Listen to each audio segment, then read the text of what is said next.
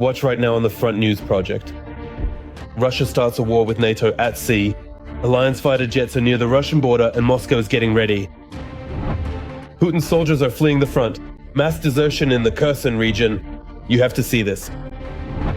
And the battle for Pokrovsk continues. Exclusive footage from the very heart of the war. Fiery, intense, and blazing footage from the front lines. Watch right now.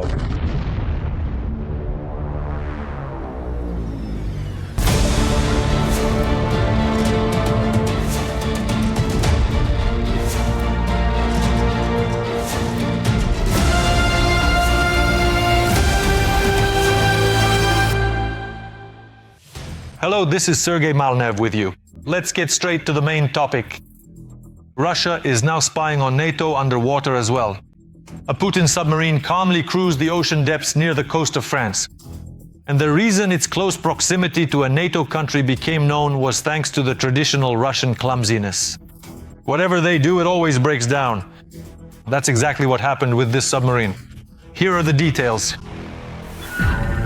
The Russian submarine was detected in the Baltic Sea by the Swedish Navy. The military reported this on social network X. According to the agency, the vessel entered the Baltic through the Great Belt Strait and was later spotted in the Kattegat Strait between Sweden and Denmark. Air Force units and fighter jets escorted the submarine. The Swedes called this episode nothing more than a routine mission. The Navy did not disclose the name of the vessel. It is only known that we are talking about a multi-purpose diesel-electric submarine of the Kilo class, according to NATO classification. The same class includes the submarine Novorossiysk, with which the Russians recently embarrassed themselves before the whole world when it unexpectedly surfaced off the coast of France. By many characteristics, this is the best submarine not only in the Russian fleet, but in the world as a whole. Its engine operates more quietly than the sound of the sea outside, which means the vessel can remain undetected on NATO radar screens. The submarine itself is so well designed that it's no wonder I call it the black hole. In other words, detecting this submarine, I think, will be a major problem for any potential adversary. This is how, 10 years ago, Russian propaganda talked about the lead vessel of Russia's modernized submarine project. The Novorossiysk was built specifically for the Russian Black Sea Fleet. The media enthusiastically claimed that the vessel was capable of sinking an entire group of enemy ships. But now, in 2025, it seems it's getting ready to go to the bottom itself. According to the VHK GPU, due to damage in the Novorossiysk's fuel system while on combat duty in the Mediterranean Sea, fuel is leaking directly into the bilge. There are no spare parts for repairs or qualified specialists on board the submarine. The crew is unable to fix the malfunction. Because of this serious accident, other problems have started to occur as well. The fuel accumulating in the bilge is an explosive hazard. The source believes that the crew has no other choice but to start opening the bilge right in the sea. In order, as they say, to solve the problem, there is no other option. They will have to pump this water-diesel mixture overboard. Well, basically, yes, of course, if this starts happening, the planes will notice it, and there's no doubt that the submarine is being watched by aircraft. Anti-submarine aviation. The Mediterranean Sea in general is actually quite densely populated with military vessels from various countries. It will be easily noticeable by the large rainbow-colored slick. In fact, that's exactly what everyone is watching for right now. But it should be noted that the submarine is about 70 meters long. That's not all that much, not such a huge volume, although, of course, any environmental pollution is absolutely unwelcome. Now, hundreds of international experts are monitoring to ensure that the Russians don't trigger an environmental disaster. Meanwhile, the Russian Ministry of Defense is putting on a brave face, saying there's no emergency. Everything is going according to plan. At the same time, they neglect to clarify what exactly the vessel was doing in the Mediterranean Sea, given that the withdrawal of the last submarine was reported back in January. And are there any Novorossiysk caliber missiles on board, the kind the Russian army launches from such submarines?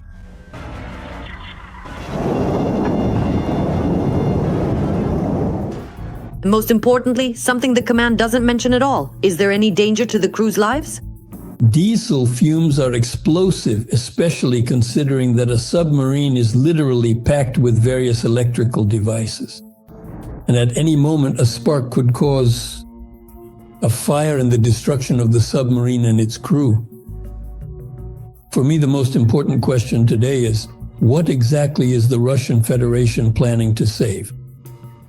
Is it planning to save the hardware, or is it planning to save the people? From my point of view, in the event of such an accident, most of the crew should have been evacuated from the ship, from the submarine. Only those sailors who are able to fight for the vessel's survivability should have been left on board. And fighting for survivability, first and foremost, means that all of the individual compartments of the submarine must be securely sealed to prevent fuel from leaking throughout all of the submarine's compartments. For now, hardware remains the top priority for officials at the Russian Ministry of Defense. And it is obvious that the experience of the nuclear submarine Kursk, where 118 crew members died, has taught them nothing. The Novorossiysk did not request assistance, and under the watch of NATO anti-submarine aircraft is heading to the port of Kronstadt, where it is supposedly expected on October 21st. According to sources from a public channel close to law enforcement, during its watch there were 10 incidents on the submarine. If the Novorossiysk makes it to the base, the crew will be lucky and will be replaced by another. Whether the Russians will be able to revive the submarine?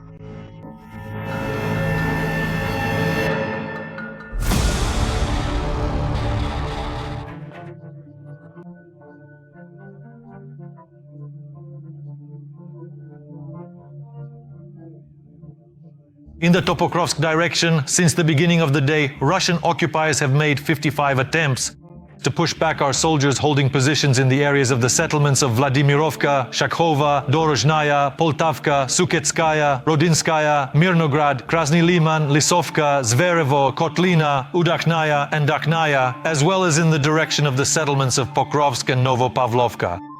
The defense forces are holding back the onslaught and have already repelled 54 attacks. Yes, this battle is not over yet, but it has already gone down in the history of the Ukrainian-Russian war as one of the bloodiest. After all, Pokrovsk is a symbol of the resilience of Donbass, a city against which the Russians have broken all their teeth but have still not captured. Our journalist will tell and show you how the city is living now. The battles for Pokrovsk have been going on for over a year. During this time, the occupying army has broken all its teeth, but still hasn't taken the city, which is just a stone's throw from the southern border of Donetsk region. The Pokrovsk direction is a priority for Putin. He has transferred 120,000 soldiers of his occupying army here. In the Pokrovsk direction, the occupiers have changed their tactics of warfare. We're talking about the use of mechanized columns in storming the positions of Ukraine's defense forces. Such tactics have not been observed for the past several months, up to half a year. Notably, the change in tactics is primarily linked to changing weather conditions. In other words, the occupiers are counting on the rainy autumn weather to significantly reduce the activity of Ukrainian FPV drones. Since August of this year, Ukraine's defense forces have not only managed to protect Pokrovsk and the nearby settlements. Ukrainian defenders have liberated almost 183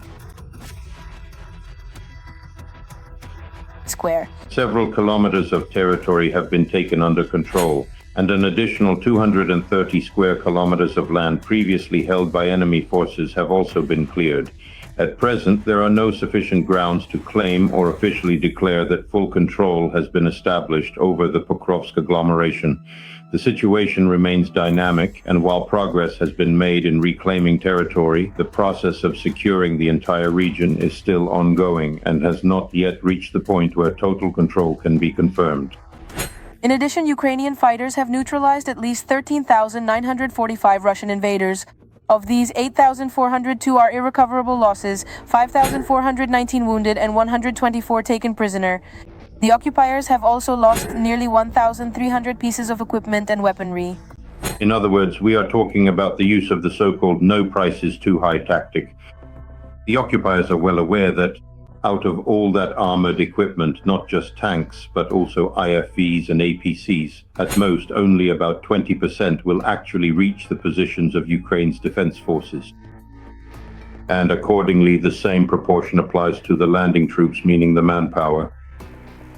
The occupiers are using this tactic primarily to achieve political objectives.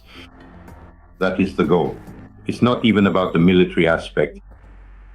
The Russian dictator needs to demonstrate supposed tactical successes of the occupying army to the United States before the start of the negotiation process in Hungary. Despite losses and a shortage of personnel, the other day an enemy sabotage and reconnaissance group managed to infiltrate the center of Pokrovsk. Local social media channels report that during their advance, the Russians violated international humanitarian law and killed civilian residents of the city. This happened in the area of the railway station. One woman was miraculously saved by a local resident. Unfortunately, the occupiers are increasingly using the residents of Pokrovsk as human shields, or they simply shoot unarmed people right on the streets of their own city. Nevertheless, Ukrainians are holding the defense with dignity and destroying the enemy even as they approach Pokrovsk. In this video, the defenders of Pokrovsk used a single FPV drone to neutralize 10 occupiers at once who were moving at night in a truck near Selidov. The enemy continues to target weak spots and probe Ukrainian defenses in Mirnohrad, Pokrovsk district. A small group of occupiers broke into the city but was immediately eliminated by the Ukrainian armed forces. The difficulty in neutralizing Russian sabotage groups lies in the fact that they use A, urban infrastructure, and B, the local population as a human shield. This is what creates additional problems for Ukraine's defense forces when neutralizing Russian assault troops. But it should be noted that according to the Russian side itself, the average life expectancy of a Russian assault trooper is about 12 days. The president of Ukraine, Volodymyr Zelensky, is convinced that Russia is not interested in developing the occupied areas of Donbas, and will use the captured territories only for showy actions under the slogan, "We won the war." In addition, the commander-in-chief stated that Ukraine wants to end the war in a just and reliable way. And here is another very telling and symbolic story: the mass flight of occupiers in the Kherson direction. An unprecedented level of desertion is being recorded there. The reasons and consequences of such a large-scale escape of Russian soldiers from the front are covered next in our report. A wave of desertion has swept over the Russian army. In the fourth year of the war, no one except the bunker dweller is looking for action, and no one believes in Putin or Kremlin propaganda, which romanticizes the front anymore. Stagnation. I want some action. Instead, Russian soldiers are looking for any way to escape as far as possible from the Kremlin's action in Ukraine. Thus, our partisans from the Atesh movement report a mass exodus of servicemen in the Kherson direction. Brutal treatment by commanders, senseless assaults, and the lack of rotation are forcing soldiers to abandon their positions. They decided to fix the situation in Putin's army in the typical Russian way. Instead of improving service conditions, they tightened control over the exhausted and half-starved contract soldiers.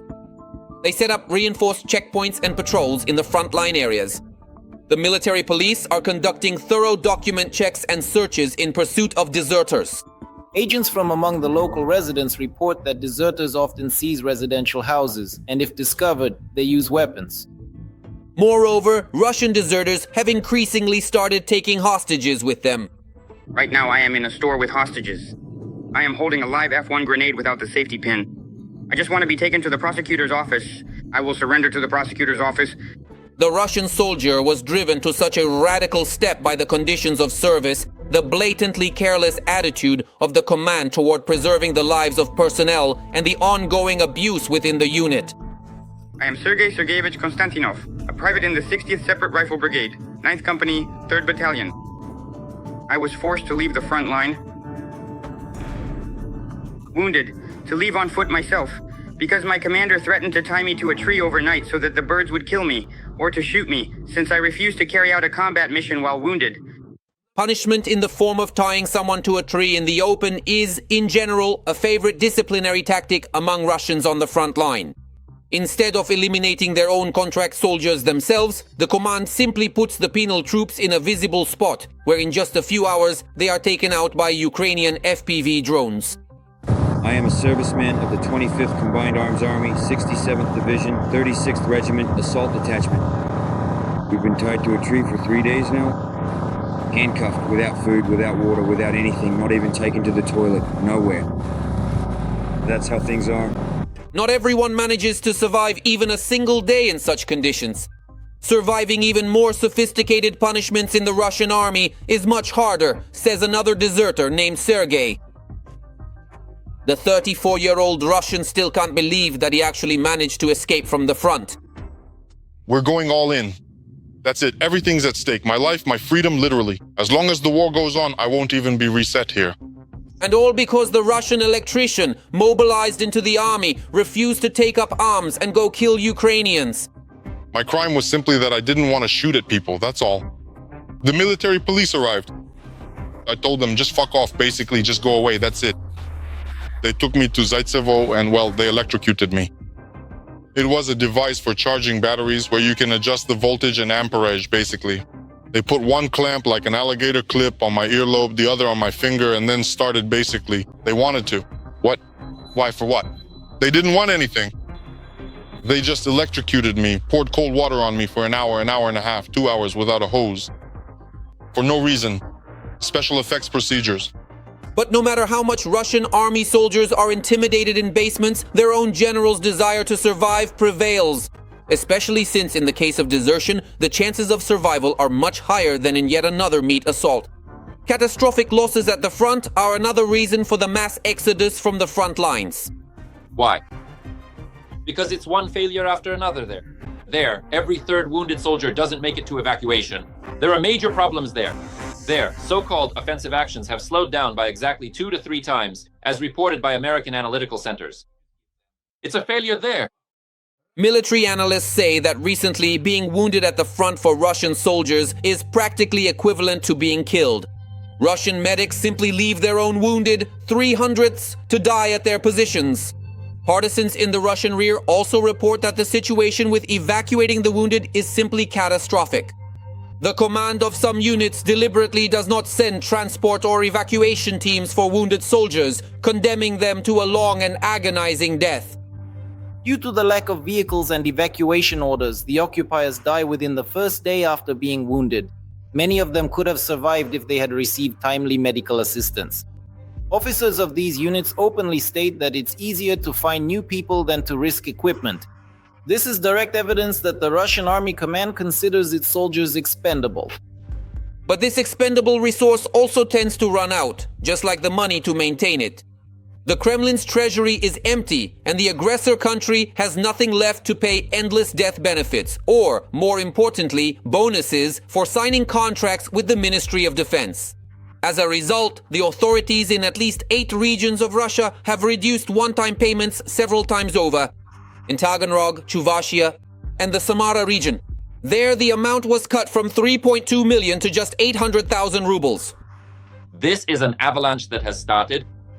Putin has no money. Putin no longer has the means to directly provide money and maintain what has become a mercenary army. No money means no fools willing to die at the front, analysts explain. The draft offices across the border have long been unable to meet the Kremlin's targets. No tricks work anymore. Nothing helps. That's crony capitalism for you. It's all about siphoning off the cash. That's the formula right now. People are profiting from the war. And the population, in the end, loses its initiative. And along with it, the desire to go to the front. But the desire to get away from that very front as soon as possible, no matter the cost, is only growing.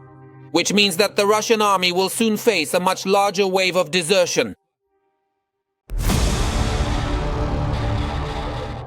Now let's take a detailed look at the operational situation on the Konstantinovka sector of the front.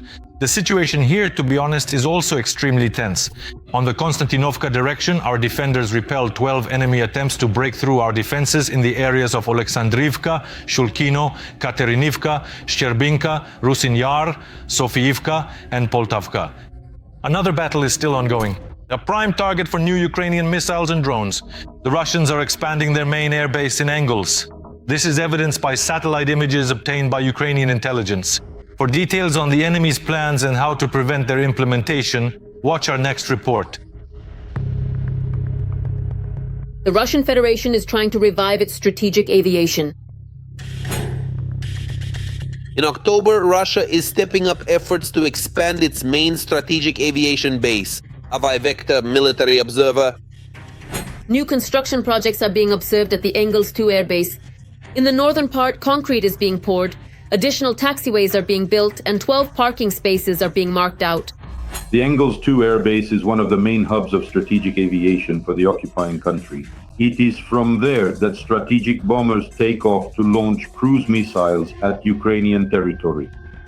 In addition, a significant amount of missile and aviation weaponry is stored on the grounds of this base. These engineering works began back in the spring. The active phase of construction has been ongoing for the past few months. It is likely that this is where the strategic missile carriers Tu-95MS and Tu-160 will be stationed, as well as the frontline bombers Su-34 and the Su-35 fighters. And at first glance, it might seem like ordinary construction work, but for military experts, this is a worrying sign. The expansion of the airbase increases the enemy's air force operational capabilities, reduces the time between sorties, raises the number of combat-ready aircraft, and simplifies the logistics of delivering munitions. These construction works at the Engels 2 airfield are, first and foremost, a demonstration.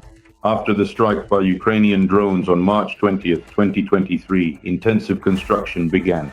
In other words, the Russian Federation is trying to show that this military facility is a priority. Moreover, it is protected by air defense systems. So this is more of a political signal for a domestic audience rather than an external one. That is, we're talking about Ukraine or the United States. In other words, it's an attempt to demonstrate that the Russian central government is in control of the situation. At the same time, work is also being carried out at another airfield, Diaghilevo in the Ryazan region.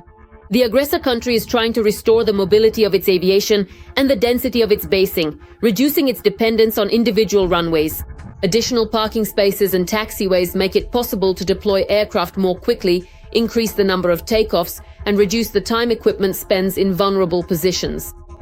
With such construction work at these military facilities, the Russian Federation is trying to demonstrate that it continues to view so-called missile terror as a priority element of military political pressure on the leadership of Ukraine. In other words, lacking the ability to achieve real success on the front line, the main focus of the Russian occupation army is on strikes, including with the use of strategic aviation against infrastructure facilities on the territory of Ukraine and against residential cities. But expanding the bases is only part of the equation. Aviation requires crews, fuel, munitions, and secure supply lines. Losses among personnel, logistical problems, and international restrictions on components reduce the effectiveness of the new sites. Simply put, having more parking spots does not mean more strikes in the near future. And considering that the airfield is located about 600 kilometers from the line of contact, 600 kilometers from the notional Russian-Ukrainian border, it falls within the range of Ukrainian strike drones as well as other Ukrainian strike capabilities. We're talking about the long-range Neptune. Therefore, if there is indeed recorded activity of Russian aviation specifically from this airfield, there will be reciprocal responses from the Ukrainian side in the form of strikes against legitimate military targets. And this military airfield is a legitimate military target when it is used, whether by American strike systems, if they are supplied, or by a wide range of Ukrainian-made strike systems. And these airfields have become favored by the Ukrainian side. In particular, in March, the armed forces of Ukraine carried out one of the largest attacks on Engels 2. An ammunition depot was hit, and about 96 air-launched cruise missiles intended for several rounds of attacks were destroyed. Strikes on fuel reserves also seriously weakened the enemy's capabilities. And while the enemy tries to expand its infrastructure, Ukrainian defenses are being modernized. If there is even the slightest activity threatening Ukrainian cities, our defenders will once again deliver precise and devastating strikes, depriving Erefia of its last remaining aircraft. Now, let's discuss the situation on the Alexandrovka front. Putin's army war criminals are up to their usual tricks here as well. On the Alexandrovka front, since the beginning of the day, our defenders have repelled 17 enemy assaults in the areas of the following settlements in the Zaporizhzhia region: Andreevka, Klevtsovo, Alexandrovgrad, Voronoe, Sosnovka, Kalinovskaya, Novogrigorievka, Olgovskoye, and in the direction of Aristopol, Alexeyevka, and Privolnoye. 2 more combat engagements are still ongoing. Meanwhile, Ukraine and the United States are jointly developing a weapon that could radically change the course of this war. We're talking about an analog of the Shahed drones, but this joint development is much more effective and modern. Intrigued? Our journalists are about to reveal exclusive details.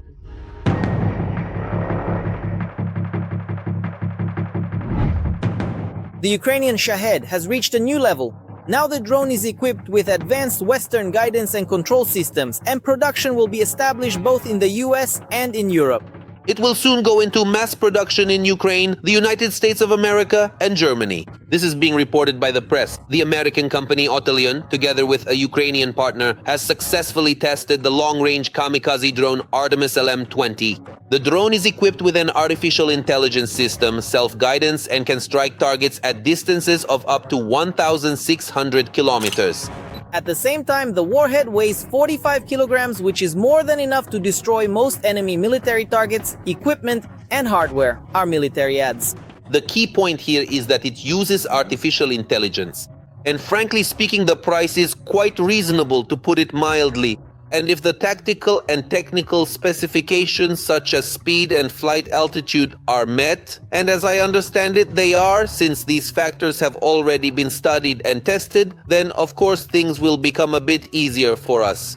It is also known that the main feature of Artemis is its navigation and targeting system based on the Skynode N onboard computer from the American company Otelion. As noted, it is this system that allows the drone to target and strike even when satellite navigation fails, ensuring high accuracy in the final stage of flight. The enemy's means are mostly used for jamming the GPS signal. So roughly speaking, this is what helps with more precise targeting. If we are talking, for example, about control channels, then yes, they do have some systems that, for instance, can limit the capabilities of piloted drone control channels. And we're talking about a system that to a greater extent performs automatic flight thanks to, say, the onboard equipment it carries. That's why here we're saying that thanks to such capabilities, this system can bypass the enemy's electronic warfare and hit the target with minimal error. This is achieved through visual guidance, which is installed directly on this UAV. At the same time, the company's developers have already stated that the drone has undergone battlefield testing. This has already been appreciated by both the Ukrainian side and its production partners. This drone was created together with an unnamed Ukrainian company for security reasons, and it has already undergone full-scale testing, which, according to the company's statement, included ground launch, navigation with and without GPS, long-range transit, and ground activation. It is worth noting that the Artemis LM-20 also has a nose camera, additional antennas, and apparently an electric engine, which experts point out is a rather unusual solution. This is done in order to achieve high results with smaller production scales by ensuring more precise targeting. After all, the camera at the final stage of the UAV's operation will allow it to strike almost without missing, including bypassing possible anti-drone defenses. First and foremost, they will be intended for and used to destroy those targets that affect the military power of the terrorist state and its ability to conduct combat operations in Ukraine. At the same time, joint production with the United States is far from the only international initiative of the Ukrainian defense industry. Most often, Western partners are willing to invest specifically in drones. Denmark became a pioneer in the field of joint defense production with Ukraine, being the first to invest initially in enterprises in Ukraine, and now has allocated more than 67 million euros to establish Ukrainian defense enterprises on Danish territory. Finland was also one of the first to embark on joint production with Ukraine. Back in November 2024, the Finnish defense consortium Suma Defense established a drone manufacturing enterprise in Finland in partnership with 4 Ukrainian companies. The United Kingdom has also focused on drones. A few months ago, Ukrainian President Volodymyr Zelensky and UK Prime Minister Keir Starmer announced plans to launch joint production on British soil. We are currently working out the details in decisions regarding joint weapons production with our partners. These are serious decisions with those who are providing the most assistance. Specific projects mean tangible benefits for our defense. In the future, there will also be production facilities localized in Ukraine, facilities that help protect our skies. I want to thank our partners for their interest in working with Ukraine and with our industry. At the same time, the EU has allocated 1.5 billion euros for a defense plan and cooperation with Ukraine, according to Bloomberg. The main goal of the program is to optimize the procurement and production of weapons, including joint efforts with Ukraine. So it seems that soon, the arsenal of the Ukrainian armed forces will be significantly bolstered by joint Ukrainian-Western developments. And now, let's move to the Orikhiv direction of the front. The enemy is becoming more ferocious here as well. In the Orikiv direction, our defenders repelled 6 enemy attacks towards Plavny, Primorske near Novoandriivka, Mala Tokmachka, Stepnohirsk and Stepne. 2 more combat clashes are still ongoing. France continues to provide Ukraine with large-scale military assistance, in particular by supplying weapons produced in 2025. In July, French Foreign Minister Jean-Noël Barrot met in Ukraine with representatives of many Ukrainian companies, which demonstrates both sides' readiness to accelerate cooperation and joint production of weapons and drones in Ukraine. More on the details of military cooperation between Kyiv and Paris next. France is an ally of Ukraine in the fight against the Russian invaders. The country manufactures drones and air defense systems for the needs of the armed forces of Ukraine. As Defense Minister Rustem Umerov emphasized, our country has combat experience while France has a powerful industry. Accordingly, this ensures a mutually beneficial partnership for both sides. There is no open data yet because what is known is cooperation on the Scalp missiles, for example, which are produced jointly in the British version, that's Storm Shadow, and the Caesar systems supplied by France. Is there any interest in Ukraine? Of course there is, because Ukraine not only has specific technologies that make it possible to wage next-generation warfare, but also the tactics of their use, experience, and millions of records, for example, artificial intelligence data that allow for effective use on the battlefield. Naturally, the French are very interested in this, just like any other country that cooperates with Ukraine. It was the French, together with the British, who came up with the idea of sending peacekeepers to Ukraine in order to provide our country with security guarantees.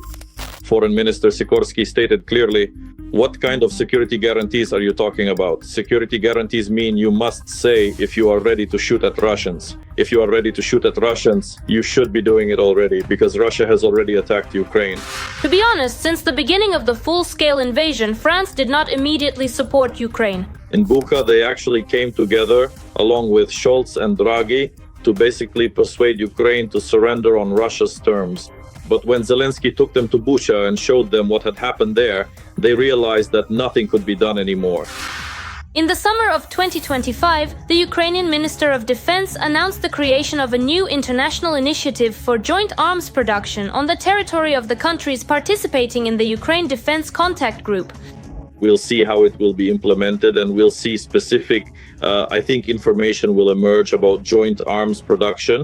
Basically, Ukraine is now actively scaling up production in European Union countries. First and foremost, we're talking about Denmark, with which we have developed fruitful relations regarding investments in Ukrainian defense.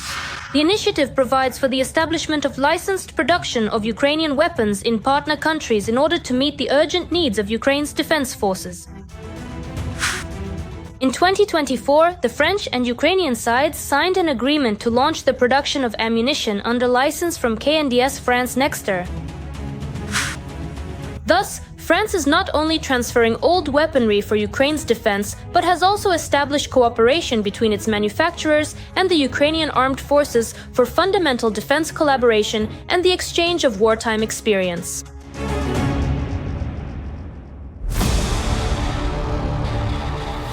That's all for today. But very soon on Front News, you'll see new unique reports from our journalists brought to you straight from the hottest spots of the war so that you know the truth. This was Serhiy Malnev with you. Take care of yourselves and your loved ones.